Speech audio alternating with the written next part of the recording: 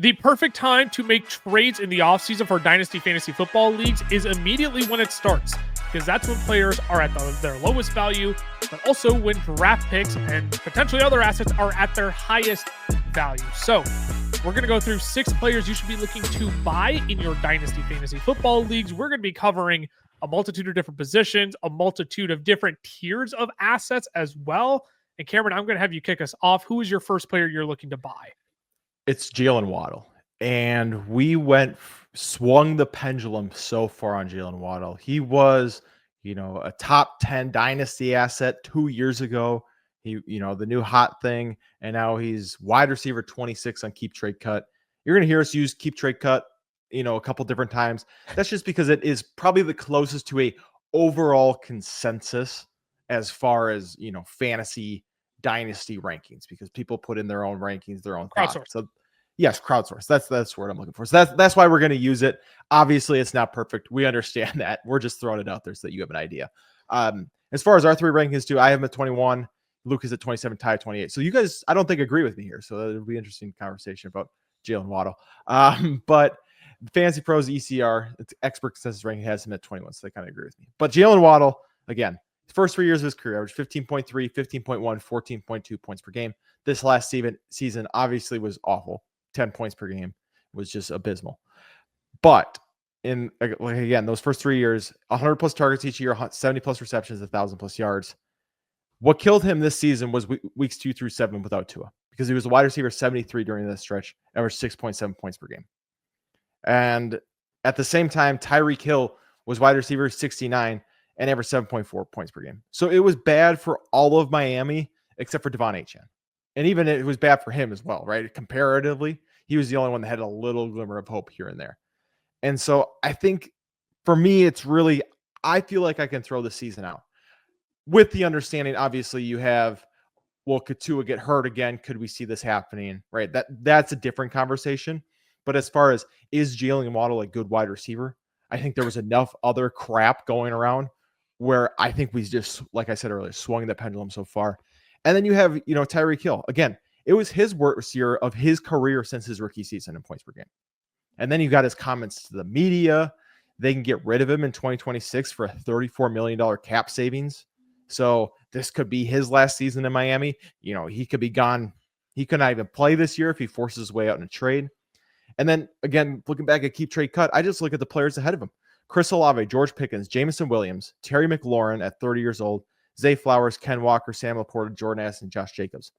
All of those players, I would take Jaylen Waddle instead, or I would be very happy trading to get Jaylen Waddle plus out of those players. Sure.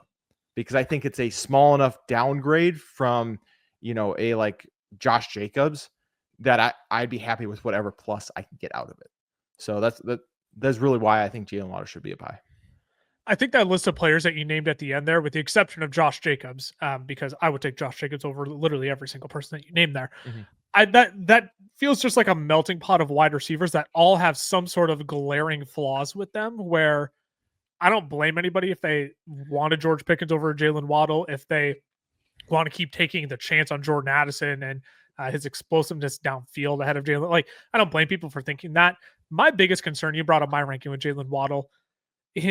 I can't get past that he was the wide receiver 4, that he was like the 4th pass catching option for the Dolphins this year. Like, when Jonnu Smith is playing what we really want Jaylen Waddle to do, which is give me a short crosser over the middle and pick up heckin' yards after the catch. Like, when Jonnu Smith is playing that role and not Jaylen Waddle, it gives me concern. It gives me pause. Now, is Jaylen Waddle still a good football player? He absolutely is. He wouldn't have garnered the contract that he did if he wasn't a good football player. If you watch the film, he is still perfectly fine. But there's enough questions around, like, does Mike McDaniel trust Tua? Does this team trust Tua? How are they going to utilize these other weapons? Is Jonnu Smith going to have the same year? Are they going to continue to use Devon Achane in this like slot wide receiver role where he's actually running wide receiver routes across the middle of the field? There's just enough murkiness in the usage there where that's the only reason why I'm lower on Jaylen Waddle. That being said, I don't hate him as a buy candidate because of his talent. I don't know where you settle on that, Ty, but that's like my bubble of concern around Jaylen Waddle is the usage this year just was eyebrow raising for me. Wide receiver 58 in usage on a per game basis. So he was pretty much sittable for most of the year. And then he had one game where he came through for you, but then the rest of the year it was like, I guess he's going to stay on my bench. I think you can go one of two ways with Jaylen Waddle.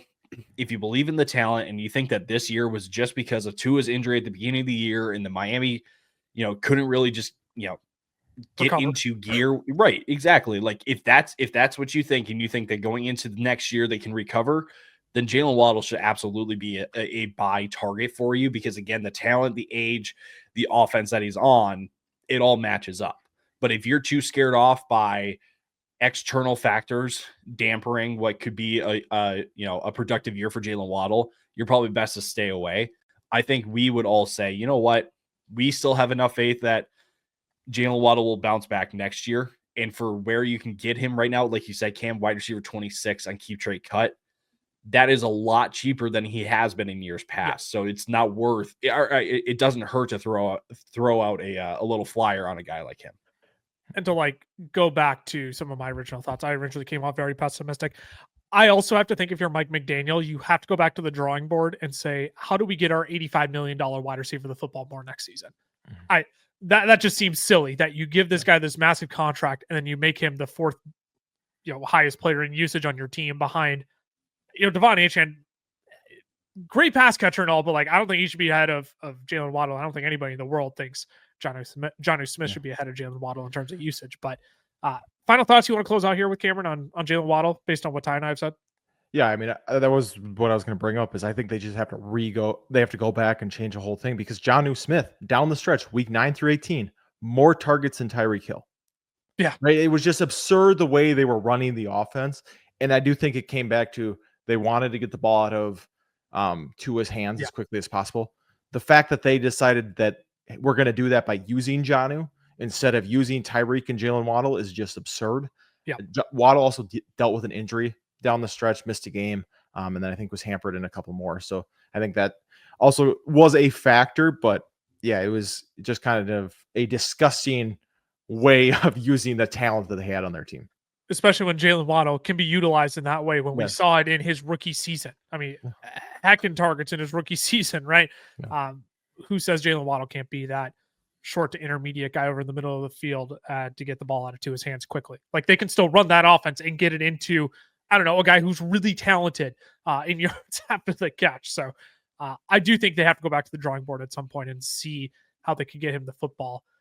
There's just enough concern there for me and the other guys in that tier. The one I would be willing to trade is Zay Flowers for Jaylen Waddle and see if you can even squeeze out a little plus on that end. But that whole tier is just like a melting pot of wide receivers with glaring issues, where if people want to have their take, they can have their take on him. But I don't hate Jaylen Waddle as a buy candidate whatsoever. Ty, you have a wide receiver a little bit further up the board in the rankings that you want to talk about buying this offseason. And I'm curious to kind of hear your point on it as a manager of this wide receiver myself. And we've talked about Garrett Wilson over the last couple of weeks a lot about, is he the next Chris Olave? Is he the next talented wide receiver that's going to be stuck in fantasy purgatory because the offense and the quarterback and whatever else it may be can't get situated?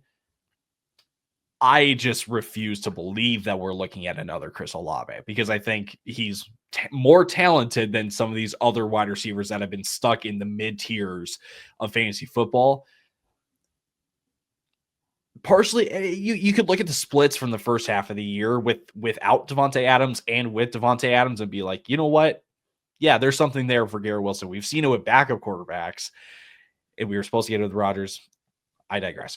Without Davante Adams this year, weeks 1 through 6, he was first in targets. He was second in receptions. He was the wide receiver 3 in usage. He was 7th in first read share. He's the wide receiver 13 in points per game. What plagued him was that he wasn't scoring, right? But he was getting looked at a crap ton. Then the Jets went out traded for Davante Adams. And from week 7 to 18, then Garrett Wilson was 15th in targets and receptions. He was the wide receiver 17 in usage, 22nd in first read share, and the wide receiver 25 in points per game. So obvious step back with Davante Adams' presence in this offense. He is more than likely gone at this point, right? New coach, new GM. You're going to retool. I don't want to say you're going to completely tear down what the Jets are at this point, but I think most people will understand if you do. So Davante Adams is gone. Who knows what the quarterback will be? We're entering into a period of unknown with the Jets, but I'm not going to try to get cute and try to buy him at a, lower price if his price does continue to drop. I'm buying in on the talent, and I'm looking at the offensive coordinator candidates that the Jets will be interviewing. A lot of insiders, a lot of beat reporters saying that the lead candidate for the Jets is the Rams tight end coach, which doesn't get you excited, but that coach is the pass game coordinator of the LA Rams. And his name is Nick Caley. He interviewed for the New England offensive coordinator job last year. He's perceived to be the next branch from the Sean McVay tree. I think you bring in an exciting offense that will look to get the ball to Garrett Wilson. Again, wide receiver 13 on Keep Trade Cut. Fantasy Pros ECR has them as their wide receiver 11, so you will have to pay up for Garrett Wilson. But I think it's a worthy investment if you are somebody that is looking to push into championship tier and championship status. If you're looking for a stud, I think Garrett Wilson is a great person to go target. I love your cute stats. Can I name you the reality with Garrett Wilson, though, without Davante Adams? Wide receiver 29, wide receiver 33, wide receiver 29, wide receiver 60, then wide receiver 5, wide receiver 2, which were 2 of his 3 highest scoring games of the season. He only had 3 finishes as the wide receiver 24 finishes, as the wide receiver 20 or better this year. I'm not convinced just because he's the only guy there that it automatically gets better. Because who are they going to bring in at quarterback? Tyrod Taylor might be the starter next year. Like, let's be honest with ourselves. Do you think anybody else comes in as a starting quarterback? Do they go get a Kirk Cousins in a sign-in trade? Or not a sign-in trade, in a post-cut, and they sign him to like a Russell Wilson contract? Aaron Glenn said he wants Rodgers. Woody Johnson just came out and said he wants Rodgers. So if Rodgers wants to be there, it will beat Rodgers again. So that might spark a little bit more confidence. But yeah, when I look at those first 6 games without Davante Adams, I'm not exactly optimistic. I get it probably took him 6 weeks to get it figured out, but that's just my pessimism coming in. I'm a natural pessimist, okay? And I just want to acknowledge all sides of reality there. Where do you fall on that, Cameron? Because I'm just not convinced things are just automatically fixed when Davante Adams skips down. Because did we talk about the cap savings there? I mean, it's a stupid amount of cap savings. Yeah. It's only $8 million dead cap. Yep. $38 million cap hit if he's there. So yeah. So go ahead. Level the ground here for us. So I agree with Ty, actually. I think Garrett Wilson is a buy, especially when you look at week 13 on. It just turned into the Davante Adams show because the Jets were eliminated from playoffs. And Aaron Rodgers, you could tell it was, he's my friend. I'm going to make sure that I just knocked over my play ground ball, right? But yeah, he was just, that's really what it turned into. And you can even see it, last 4 weeks for Garrett Wilson. He went 6, 7, 8, 5 targets after only having 2 games with 6 or less 7 or less targets the entire beginning of the season. So I think that really, hurt down the stretch of just the way that Rodgers went about the team. I do agree. The worry is, are we ever going to see him without, he is so close to being on the Terry McLaurin trajectory where he is consistently wide receiver 23 because he just doesn't have the quarterback who can get him the ball. But we know that there is a supreme talent there. He's dangerously close to officially being on that track. And he might already be, but I'm sure a lot of people, Luke, because you were kind of talking about it, it kind of feels like he already is there. So that is the worry. It really is, you're betting on the talent, and you're betting on the talent and the fact that no matter what is going on there, no matter who the quarterback is, you think that he's going to produce for fantasy this season. Ty, you had that look on your face. Go ahead. Come chime back in here. So I recognize that the first 5 weeks were not great, but that is in a Nathaniel Hackett offense that has proven to be an absolute dead weight to all fantasy players in that offense. We've thrown around this quarterback for pretty much every team that needs a quarterback, but if you put Jameis Winston on this Jets team as just a bridge quarterback, that's fine. That's fine. We're problem solved. Jameis solves everybody's problems in fantasy football. We're all okay with Jameis anywhere. Wherever he goes, we're hyping every player up because he's just chucking it, and it doesn't matter. Yeah, I think just my last thoughts. I think going into next year and into the future, since Garrett Wilson is just 24 years old, I have to believe that this Jets offense is going to be a more stable unit. It just felt like it was utter chaos ever since the beginning of the year. So again, I'm believing that stability will come through eventually. Plus the talent, it'll eventually start producing consistent top 10 results. Before I get into my first buy, I want to remind the good people over on YouTube that we are with you all off season long. We are bringing you Dynasty content, NFL draft content all throughout the off season up until we start really hyping up redraft fantasy football again. So make sure you subscribe and turn on that notification bell as well, so you know when all of our newest episodes are up. Promise, you're going to love hanging out with us this offseason. We're going to be looking at rookie prospects. We're going to be talking more dynasty mock drafts, rookie mock drafts, more rankings, everything of the sorts. We've got a ton of fun content planned out for you all. So make sure you hang around with us this offseason. We would love to have you aboard the fellowship. My first buy is David Njoku, tight end for the Cleveland Browns, because let's be honest with ourselves, what David Njoku does for the Cleveland Browns offense is what you're still trying to convince yourself that Dalton Kincaid can do for the Buffalo Bills offense. I mean, sir, let's catch passes. I mean, it was probably too soon. I was gonna leave that out, but it's a little soon for bread baskets. A little soon to rub that in salt in the wound. Look, David Njoku, he's doing everything. He's touching every blade of grass on the field for the Browns. He's running dig routes, out, slants, screens, fades down the seam, you name it. The thing about that, though, is that he's actually getting targeted. He's not just running cardio out there, right? That, of course, is without Deshaun Watson. But considering Watson re-injured his Achilles after originally rupturing it in week 7, it is almost a guarantee that he's going to be out for the entire 2025 season. From week 8 on, without Deshaun Watson, David Njoku was 15th of all pass catchers. So, yes, all wide receivers included, and expected fantasy points per game with 15.5. That was more than Brian Thomas Jr., that was more than Nico Collins and Barack Bowers. He was 9th in targets per game of all pass catchers. Again, let me reiterate, wide receivers included. He was drawing 9.3 targets per game, and he was a tight end 5 in fantasy points per game with over 15 points per game. And Joe, this is a guy, he is probably one of the most severely undervalued assets in Dynasty right now, just because his quarterback is uncertain and the fact that he plays on the Cleveland Browns, which is so easy to mock. Similarly valued players right now, again, crowdsourced, keep trade cut. Xavier Legette, Trey Benson, Jonathan Brooks, who's probably going to miss almost all of 2025 as well. Tank Bigsby and Kyle Pitts. We're talking about elite usage at the tight end position, and this dude can barely get on the same level as Xavier Legette. I mean, this is the screaming buy of all buys right now, if that's how the public is going to value him. You want a top 5 tight end for next year, like David Njoku is probably going to be in that range for me, and he's still young enough in the scope of the tight end landscape that this is a guy you're probably going to end up starting every week, as long as Deshaun Watson isn't a quarterback.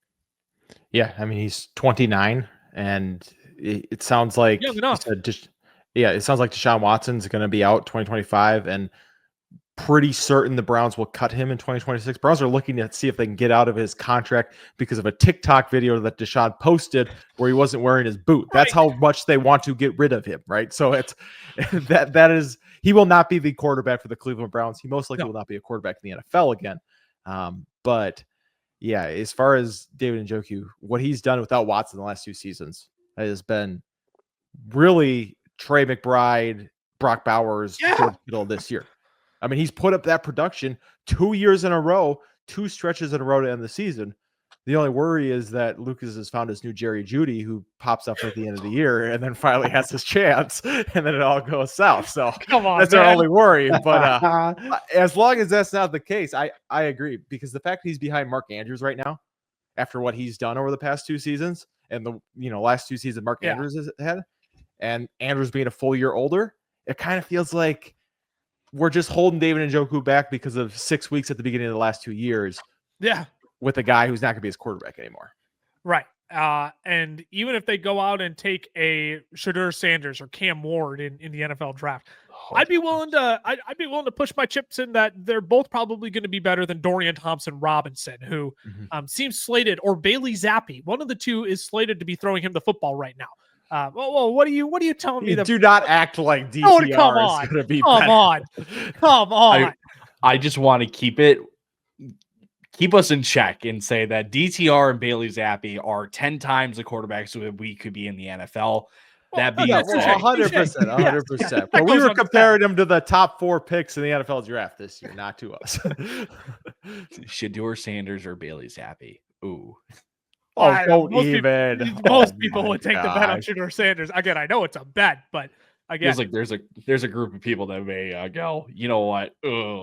Pocket passer Bailey Zappi. The NFL, he started games. I get it. I know it's not a slam dunk, but you know, when that's your competition coming in, when that's who we're considering is throwing the ball to David Njoku, I kind of don't care whoever it is at quarterback, because I'm guessing it's not going to be one of those two, and I would take the bet on yes, they're going to be better than one of those two. Where do you actually lie on, besides keeping us in check? Where do you actually lie on David Njoku, Ty? I feel like he is the tight end to target if you're in need of a tight end. I think a lot of people could be like, well, George Kittle coming off one of his best seasons, he's only 31, so he's still got a couple of years left. You could look at a Dalton Kincaid. People might do a Mark Andrews. Feels like Njoku has the most straightforward path to actually producing in fantasy, and he's just flying under the radar because the Cleveland Browns are just not as sexy of a team as the Ravens or the Niners. Or again, I think Njoku is the perfect guy because there is nothing to get excited about, but we are telling you, you don't need to watch the game. No, the fantasy stats are going to be perfect, or are going to be exactly what you want to see. So absolutely should be going in on David Njoku. Yeah, Njoku's going to be one of the guys where you don't even have to put the Browns in your quad box on Sunday Ticket.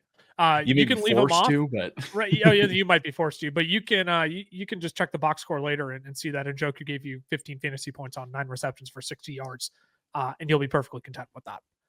Let's take a quick break, fellas. We'll be back with 3 more buys afterwards.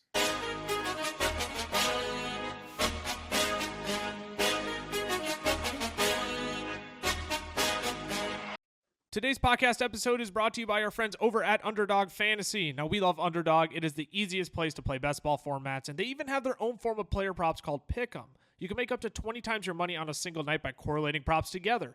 2 picks will triple your money, 3 will 6 times it, 4 will 10 times it, and 5 plays that all hit will multiply your entry by 20. You can even place insurance on your picks too, so if only 4 of your 5 props hit, you still get 10 times your entry. And if you use our code FELLAS when signing up, Underdog is going to double your first deposit up to $100. Alrighty, we are back. We've covered Jaylen Waddle, Garrett Wilson, and David Njoku as buys in Dynasty formats. Let's talk about 3 more here, fellas.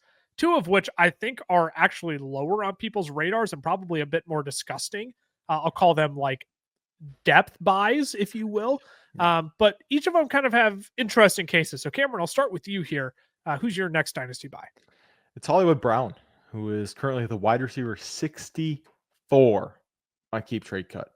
64. I mean, the guy is so far down boards. Like you said, people probably have forgotten that he was in the NFL until last night when he was on your screen during the playoff game, dropping a pass on the sideline. So, you're just rubbing salt in every wound today, man. Jeez Louise. Man. Is this me declaring that Hollywood Brown's going to be a top 24 wide receiver? Yes. Absolutely not. No, but he is only 28 years old. In his last 2 healthy seasons, right, this year and then the year before, dealing with injury in both of them, he was a top 30 wide receiver in points per game. Now, you might hear that and go, oh, that's kind of gross. But remember, you're buying him as the wide receiver 64.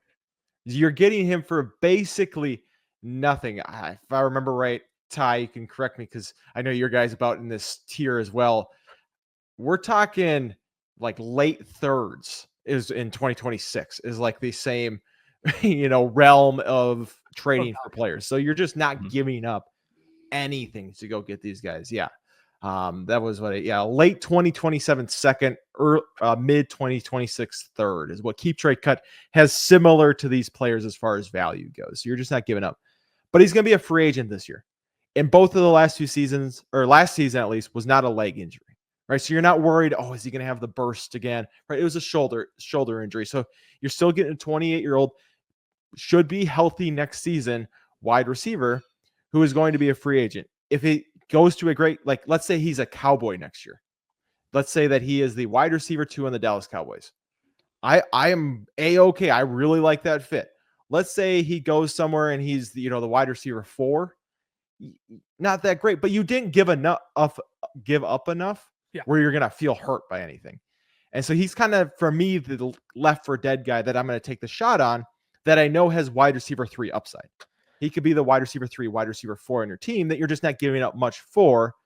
And then Ty said this for the audio listeners at the beginning of the show of then next season, even if he's not like, even if he's kind of just like a bubble player for you, then you can flip him for more halfway through the season, next season, because people are like, oh, he does have value. Yeah, Hollywood is one of the guys I want to try and trade for now before free agency hits. Yes. Because once you know where he ends up in free agency, that's either that it's going to drive his price up if he goes to a team like the Cowboys. I think people are going to be willing to buy in on that narrative. Like, you know what? He's probably a little bit more fresh than Brandon Cooks is at this point of his career. But if he goes to a team like the Baltimore Ravens, where it's like we're dying for a second option there, maybe the value comes back down. I know Ty, you're giving me the look of like he goes to the Ravens, he's going back home to the Ravens. They didn't want him to begin with. I know that's what you're thinking, but like I'm just throwing out a team where it's like we want a desperate wide receiver 2 there. Like again, probably drives his price up, even though it might not actually be worth it. So it's one of those players that I would rather get in on the sweepstakes of now, especially if you're only paying like a late 2025 third in the equivalent of a late 2027 second, a mid 2026 third. We're looking at like a late 2025 third for a Hollywood Brown right now. Like I would go ahead and get in on those sweepstakes if I well, actually that would technically be a early 2025 third. If you got to pay a third round pick, I'm okay doing that right now, especially if you're in the mid to late third round range. Yep. Where are you at, Ty? I know you're kind of based on your other buy here. I know you're kind of a fan of picking up these left for dead, low value, doesn't seem to be high upside wide receivers, but yeah, where do you lie? Because I'm kind of in on this idea of just scooping up what you can for cheap. 1000%. I did it with Adam Thielen. I did it with old man Adam Thielen. I haven't been able to move off of Thielen. Well, that's the problem then. You get stuck with him for a while, right? No. But jeez.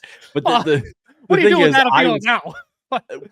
But he did produce. He gave you a couple weeks. Yes, he did. Yeah. It wasn't this year. It was last year, right? In his first year with Carolina, right? So people are like, new contract, 33 years old. Like, there's no way he comes through. I was in the middle of a rebuild, and I said, he's going to produce. It may not be great, but he's still going to be, like you said, a wide receiver 3, wide receiver 4 type player for my team. And I was like, I need that, right? Yeah. With Dynasty is that people get so bought in or so caught up in the like, I need the youngest, best players possible. And it's like, you're not able to get that, right? You're not able to have a Bijan Robinson, Malik Neighbors, Brian Thomas Jr. on your team. And if you do, congratulations. You are well, you nailed your over the last 2.5 years then. Yeah, right. But like if you are gradually going through the process of rebuilding your teams, you do need some of these kind of players that, outperform what you paid for them, right? So Hollywood Brown, I'm just saying, if Hollywood Brown ends up in Washington with Jaden Daniels, Terry McLaurin, and Jaden Daniels, or with Cliff Kingsbury, because I said Jaden already.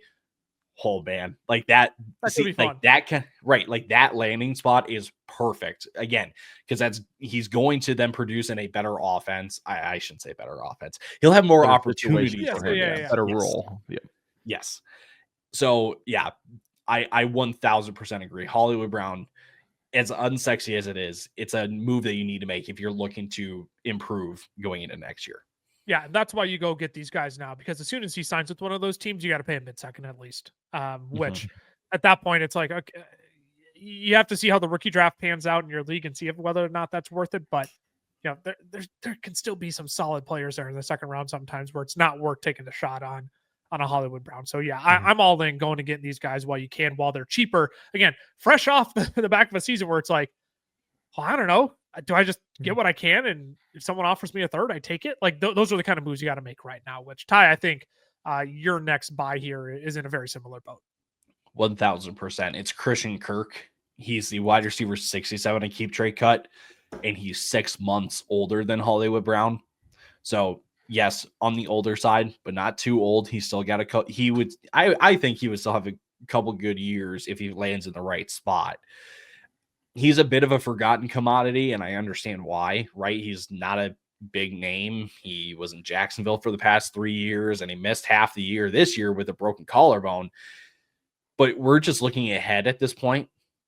If he stays in Jacksonville, because that's a pretty big caveat, is that like he could get released as a cap casualty because he was shopped around during the trade deadline this year before he got hurt. There is some cap savings that they could get. It would be understandable if they moved on from Christian Kirk. But the thing is, if he moves on, he might land in a spot where, again, he's not going to get buried on a depth chart, right? He's going to find a role somewhere where he can produce. But if he stays in Jacksonville, his head coach is now Liam Cohen, right? You guys have raved about Brian Thomas Jr. I have too, but not as much as you guys. Obviously, Liam Cohen comes over from Tampa, where he just coached Chris Godwin and Mike Evans, right? Who were an outside-inside tag team that were both top 24 wide receivers in points per game when they played together this year. We would get a Brian Thomas and Christian Kirk outside-inside tag team this year. And in Tampa Bay last year, they were 8th in pass rate over expectation. So Liam Cohen is A-okay throwing the ball if he needs to. And I think with Jacksonville's run game, he might need to continue throwing the ball in Jacksonville.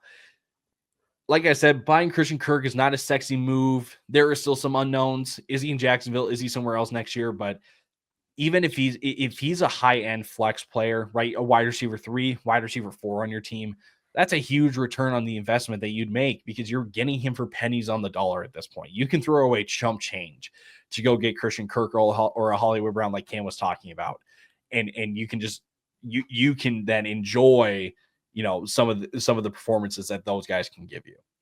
I don't want to copy paste Chris Godwin to Christian Kirk here because that's just stupid and reckless. No. That's not a dig. I was going to support you in saying that.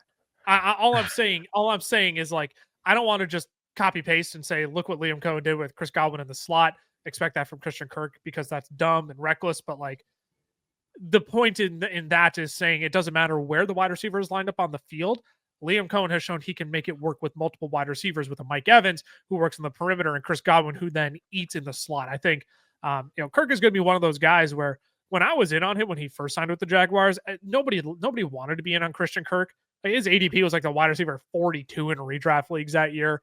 People was like, it's a bad offense. Christian Kirk isn't that great of a wide receiver. But you know what? If you have a coach there who's willing to feed him the football in the slot and make things easy for Trevor Lawrence, which you have to imagine Liam Cohen is going to look to do after the abysmal stretch that Trevor Lawrence has been on here, just constantly pushing the ball downfield. Again, this is a guy you can just scoop up for cheap and have a plug and play into if you're running 2-3 flex spots in your dynasty leagues, he's probably going to crack your third flex spot more often than not. Where are you at? Because Cameron, I know you just talked about Marquise Brown being similar boat, not without a contract, not without a team, but where are you at on Christian Kirk here? Because I'm good being in on him, but I also think we just have to recognize like it's mostly because of where people are valuing him right now, not because we think it's just like guaranteed production is going to come his way. For sure, and I am of the belief that he is cut this season. I do not think he is a Jaguar. I think he is gone, which is also an option. Yes. And so I think he is, but he's one you'll know pretty quickly if he's going to be able to produce. If he goes to a place where they use a slot wide receiver consistently, he's going to be just fine. Like Ty said, I'm not saying he's going to be just fine as in he's a, wide receiver 14 again, like he was in 2022, but just fine. And as he's going to be flirting with that, low end wide receiver 3 flex territory where you can insert him into your lineup because over the last 3 seasons, he's played 75% plus rate in the slot. So, he's getting a lot of those slot snaps.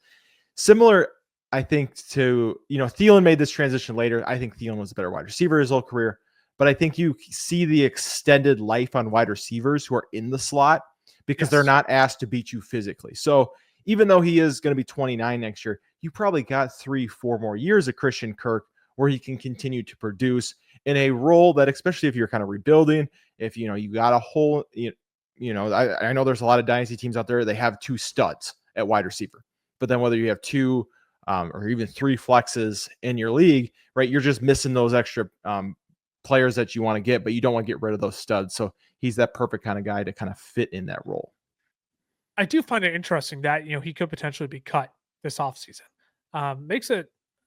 I don't know if people are actually thinking about that, which like almost makes this a little bit more scary of an investment. Because I don't want to give up a 3rd round pick for a guy who's going to get cut, and I have no clue where he's going to end up. I mean, I get maybe I hold on to my 3rd round picks a little bit too tightly in that regard then, but knowing that's a reality might scare people off as well. But that's also, you can leverage that in trade negotiations and probably get yourself a little bit lower of a price as well by naming that reality and saying, hey, look, I'm actually probably giving you, a younger asset that who knows if they'll hit, but also Christian Kirk could be cut and end up on a team and 100%. be the wide receiver 67 next year as well. Any final thoughts you want to put on Christian Kirk before we move on here, Ty? That's really about it. Again, not sexy, but it's probably a dynasty move that you need to make if you want to make a push into, at least competing. Yeah, if you're in the competing contender phase, do not hate acquiring Christian Kirk if you need to. If you have other dynasty trade questions, go ahead, join our Discord. We got a whole channel dedicated to that. All of our redraft people in our Discord, unfortunately, they've kind of signed off. So we want to start turning up the dynasty talk in our Discord. So you can find that down in the link in the description of the audio podcast or YouTube video you are listening to. We got multiple channels set up for Dynasty Talk. So it's not just a redraft place. It's not just a sports betting place. It is truly an all-around fantasy football community that we are trying to build over there. So any Dynasty questions, feel free to head over to our Discord and engage with a few other people over there who love Dynasty as well. My last buy here, the last play we're going to talk about, not so low in the rankings, which I was kind of surprised by as both of yours are. I still think people should go out and buy Chuba Hubbard, though, because once Dave Canales got stubborn about running the football, as he said he was going to be this offseason, like Chuba was the guy without Jonathan Brooks from week 3 on. 4th in rush attempts, 4th in rushing yards with over 1,100 yards. He's running back 7 in fantasy points, but he was the running back 1 in expected fantasy points per game. That was all rewarded with a 4-year, $33 million contract. So now that you have those numbers, that context, that contract, like, tell me what's going to be different about this Carolina Panthers team next year. It's going to be different because Jonathan Brooks retore his ACL. I wouldn't be surprised if we don't even see Jonathan Brooks in 2025 if they really just decide to take things slow there. So you're not going to have him coming back, week 10, 11, 12 to take away touches from Chuba Hubbard. Excuse me. I think you're going to get better quarterback play from Bryce Young next year. We saw his development over the back half of the season. You're going to get better quarterback play there. You're going to open up some more opportunities in between the tackles for him. And I think we can also sit here and pray that the Panthers figure out their trenches, figure out the run defense, figure out the offensive line a little bit more. Not a bad offensive lineman class in free agency. Sign a few pieces there. You can get tougher up front in the draft.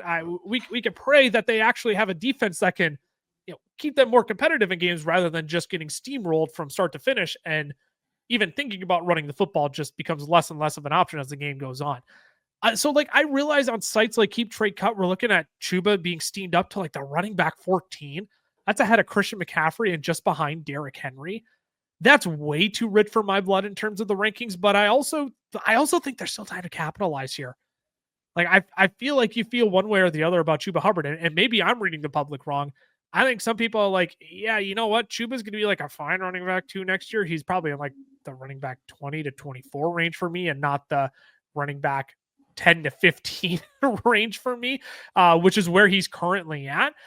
But like other guys in this range, go trade Jaden Reed plus and go get a Chuba Hubbard because he's going to be a solid running back 2 next year in this offense. I firmly believe that. With how bad this team was this year, and he was a top 10 running back, first in expected fantasy points. I'm not going to copy paste year to year, but let's run it back because Chuba's at least going to be a top 20 running back next year. You have to imagine. Yeah, I do think it brings up in Dynasty, especially, we just kind of push wide receivers up the board so much sometimes. Longer shelf life. Yeah. And they 100% do. But at the same time, I think we are okay with guys who aren't quite performing the same just because they're going to play longer, right? Yeah. I think Jalen McMillan getting pushed up the board to being I wanted him to be a bot so bad. Chuba Hubbard, Keon Coleman's right in that same range. I mean, Mike Evans at this point is 32 years old at the beginning of next season. So all those guys in that same range. So I do understand from that perspective. For me, I just worry with Chuba. We saw, 4.8 yards per carry. We saw 11 touchdowns this last season. Yeah. My worry is if we see those stats drop, right? We see him back closer to 3.9, which we saw the year before. We see him closer to 6-7 touchdowns, right? That really hurts his fantasy production. I'm not saying it's going to happen, but that is my worry. I don't know for sure that this is the Chuba Hubbard we're going to get next year. As when we're kind of taking bets on some of these running backs, where we kind of know what we're going to see. So for me, that's why I'm a little more hesitant to go make a move, especially if this is. But like you said, it depends on your dynasty league, because certain leagues he's going to be treated as the running back 30. In certain leagues, he's going to be treated as a top 10 running back. So it just all depends on, where, maybe not top 10, but you know what I mean? Like shooting way up the boards comparatively to, where you would have him. I mean, can we before you chime in here, Ty, can we just talk about the other guys around him though, quick? Like you got Derrick Henry one spot ahead, Christian McCaffrey one spot behind. Then you got David Montgomery, who has Jahmyr Gibbs, who's just gonna continue to, I think, take touches away from him as his career goes on. Excuse me. You got Tyrone Tracy, two running backs below Chuba Hubbard as well. I'd give Tyrone Tracy plus to go get a Chuba Hubbard right now. I don't think there's any guarantee Tyrone Tracy is like the locked-in Giants running back one next year. Joe Mixon's a fascinating case study. We won't really talk about him. Then you got Brian Robinson a little ways down as well. But you go package a Brian Robinson and trade up to get a Chuba Hubbard. Like these are just running backs in the same range where like I get you want the longer shelf life with these running backs, but I'm okay trading any of those guys to go up and get a Chuba Hubbard, because I think all those guys are going to be worse than Chuba Hubbard next year. Like I'm not looking at any of those guys and thinking, you know what, like top 20 running back. And that's all I'm asking for out of Chuba Hubbard. I'm not asking him to be the running back 7 again. I'm asking him to give me top 20 running back production. And I just think there's ways you can piece a trade together to go get Chuba Hubbard at like a very reasonable price that actually doesn't cost you all that much. Unlike if you're going to go out and try and get a Derrick Henry, you're going to have to pay a first round, because that's how good of a proven football player Derrick Henry is. I don't think there's a word where you have to go out and give a first for Chuba Hubbard, despite the public saying he's worth a first round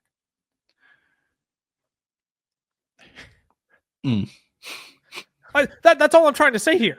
You can Chuba Hubbard is such an easy piece to manipulate in a trade. Yeah. Compared to a Christian McCaffrey, a Derrick Henry, a Josh Jacobs, right? Like all these guys sitting within the same ballpark. Chase Brown, even. You have to pay more for Chase Brown because people like Chase Brown, the Cincinnati Bengals offense, more. Yeah. I really think it just comes down to how productive do you think Jonathan Brooks is going to be back in 2026, right? Because I feel like we can play that game too. Yeah. Right. Because if he's coming back and he's going to be the guy that we thought he drafted, then I really think he takes up for Chuba, and you're kind of getting a 1-year rental. If he's comes back like most running backs you would assume come back off of 2 torn ACLs in the same leg, right? You're probably going to see, more of that 50-50 split, at least for another year after that. So I do think that really has to play into it too, of how you view Jonathan Brooks is going to really impact how you view Chuba Hubbard. If I'm a contender, I'm going to get Chuba. I'm certain about winning a chip. If I'm a contender, I'm going to get Chuba. I think that's a good way to put it. Yeah. If I'm a rebuilding team, I'm okay selling Chuba. Because Chuba, I think will be fine for next year. But then when we do start to look into that 2026 and beyond, a little bit murky, more out, I believe there's outs built into his contract as well. I don't have it in front of me, but as you get further into the contract, it becomes more likely they get cut, et cetera, et cetera. So like if you're a contending team, 100% go out and buy, because your picks, your second round picks, if you're not doing a snake draft, are probably going to be later round picks anyways. So like you can manipulate those picks in the same way. Go ahead, Ty. I'll let you chime in here. Sorry, I've been pushing the envelope on a lot here on Chuba Hubbard. I think Chuba Hubbard is a buy for certain teams. He's not a general buy or a buy for all people in Dynasty, right? Like totally. if you're ways out from competing, you're not going to pay up the price for a Chuba Hubbard, especially when there's the Jonathan Brooks threat that could hit in 2-3 years time. Right. Yeah. But like you were saying, if you are competing, you need a running back. You may think it's the most unsexy thing because it's the Carolina Panthers and it's Chuba Hubbard, but Chuba Hubbard dominated. I shouldn't say dominated, but no. the dude was great last year. Right. Good. So again, I wouldn't let the perceived image that you have in your head of the Carolina Panthers, sway you one way or the other. Just look at the cold hard facts, and just that Chuba Hubbard is a beast in this Dave Canales offense. We're expecting it to happen again this year because there will be no Jonathan Brooks. I think that context is just so important that not every player is a buy for every team. And when we also get to our sells later in the week, not every player is a sell for every team as well. But for competing teams, for the right roster, I think Chuba Hubbard is an opportunity to take advantage of, because he's being steamed up as if he's one of these elite guys. But you can manipulate that trade in so many ways to make sure you don't have to pay, top dollar to try and get Chuba Hubbard in a 1-for-1 deal. Yeah, I'm old enough to remember when I was the Chuba Hubbard stand amongst the three of us because you guys were hot and bothered by Jonathan Brooks, and you guys told me to sit down and shut up. So we didn't tell you to sit down. You were already sitting down. You told me to sit down. Up, right. I might have told you to shut up, but you were already sitting down. No.